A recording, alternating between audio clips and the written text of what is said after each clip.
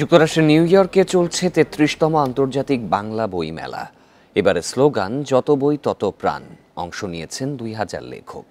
এবারই প্রথম বাংলাদেশের মুক্তিযুদ্ধ জাদুঘর যুক্ত হয়েছে নিউ ইয়র্ক বই মেলায়। ৪ দিনব্যাপী এই আয়োজন চলবে সোমবার পর্যন্ত।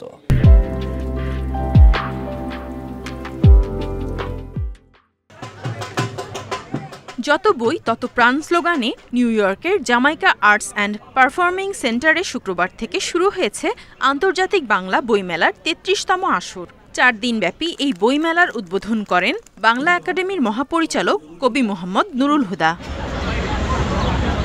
উদ্বোধনী অনুষ্ঠানে উপস্থিত ছিলেন যুক্তরাষ্ট্রে নিযুক্ত বাংলাদেশের রাষ্ট্রদূত ডক্টর ইমরান, মেলার আয়োজক মুক্তধারার প্রতিষ্ঠাতা বিশ্বজিৎ সাহা, ২১শে পদকপ্রাপ্ত মুক্তিযোদ্ধা ডক্টর নুরুন নবী, সঙ্গীতশিল্পী রেজওয়ানা চৌধুরী বন্যা সহ ঢাকা ও কলকাতা থেকে আগত শতাধিক লেখক, কবি সাহিত্যিক ও বইপ্রেমী।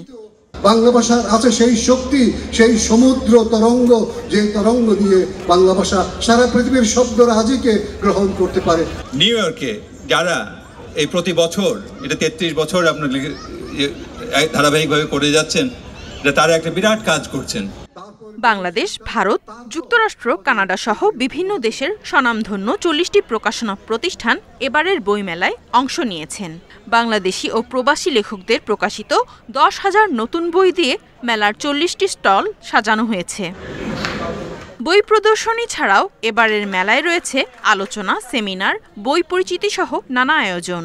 এবারই প্রথম বাংলাদেশের মুক্তিযুদ্ধ জাদুঘর যুক্ত হয়েছে নিউ ইয়র্ক বই মেলায়। মেলার উদ্বোধনী দিনে ৭১-এর গণহত্যা নিয়ে একটি ফটো প্রদর্শনী অনুষ্ঠিত হয়েছে।